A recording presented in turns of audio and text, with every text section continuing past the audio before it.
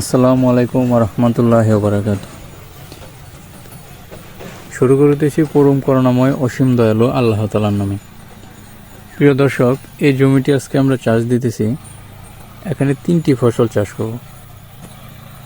মাঝখানে হবে সিম এবং তার দুই পাশে মূলা এবং কিছু জায়গায় উস্তে। এই 3টি ফসল এই জমিতে চাষ করব। আর যে সিমটি আমরা চাষ করব সেটি হচ্ছে দেশি আগাম জাতের সিম।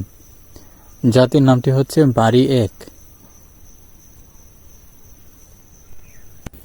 তো প্রথমে এই ভিডিওতে সিম আমরা কিভাবে চাষ করি এটার পদ্ধতি নিয়ে আলোচনা করব। তো জমি চাষ দেওয়ার পর এখন আমরা মাদা তৈরি করে নিচ্ছি। একটি মাদা থেকে আরেকটা মাদার দূরত্ব হচ্ছে 12 ফুট এবং প্রতিটি সারিতে আলাদাভাবে মাচা তৈরি করা হবে। মাচা কিভাবে তৈরি করি সেটা আমরা পরে অন্য একটা ভিডিওতে দেখাবো। মাচা তৈরি করার পরে তো মাদা তৈরি করার পর প্রতিটি মাদায় গোবর সার দেওয়া হচ্ছে 5 কেজির মতো আনুমানিক, এবং রাসায়নিক সার খুব কম পরিমাণে দেওয়া হয়, কারণ সিমে তেমন একটা বেশি রাসায়নিক সারের প্রয়োজন হয় না। রাসায়নিক সারটা আমরা যেভাবে মিশ্রণ করলাম সেটা হচ্ছে প্রতি কেজি টিএসপির সাথে এমওপি নেওয়া হয়েছে 500 গ্রাম, জিপসাম 500 গ্রাম, ইউরিয়া 300 গ্রাম এবং বোরন 50 গ্রাম, ম্যাগনেসিয়াম 100 গ্রাম, আর হচ্ছে সালফার 50 গ্রাম এবং 100 গ্রাম নেওয়া হয়েছে দানাদার কীটনাশক। এই অনুপাতে মিশ্রণ করে প্রতিটি মাদায় 2 মুঠ, আমার হাতে 2 মুঠ পরিমাণ সার এখানে প্রতিটি মাদায় দিয়ে দিলাম।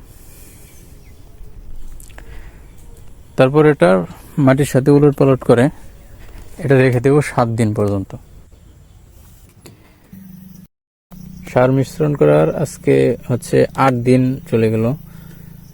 তো এতদিন এত পরিমাণ বৃষ্টি হয়েছে যে বৃষ্টির জন্য আমরা জমিতে আসতেই পারিনি। প্রতিদিনই 2-3 বার করে বৃষ্টি হচ্ছে। তা আজকে যেহেতু বৃষ্টি একটু কম আছে তাই আজকে এই বীজগুলো আমরা রোপণ করে দেব। আজকেও সকালে একবার বৃষ্টি হয়েছে, মাটি একবারেই কাদা কাদা হয়ে আছে। কিছু করার নেই, যেহেতু দেরি হয়ে যাচ্ছে তা আজকে বীজ রোপণ করেই দিতে হবে। প্রতিটি মাদায় আমরা 4টি করে বীজ রোপণ করতেছি। 3টি 4টি এভাবে বীজ রোপণ করতেছি। একটু বেশি দেওয়ার কারণ হচ্ছে এখন যেহেতু অনেক বৃষ্টি, অনেক বীজই হয়তো পচে যাবে, সব বীজই গজাবে না। প্রতিটি মাদায় আমরা 2টা করে চারা রাখবো, বাকি চারাগুলো তুলে ফেলে দেব। তো আজকে বীজ রোপণ করে দিলাম। পরবর্তীতে অন্য আরেকটা ভিডিওতে আমরা কিভাবে এটার উপরে মাচা তৈরি করি এবং ব্যাট করি সেটা দেখাবো। তো আজকে এই পর্যন্তই। ভালো থাকবেন সবাই। আল্লাহ হাফেজ।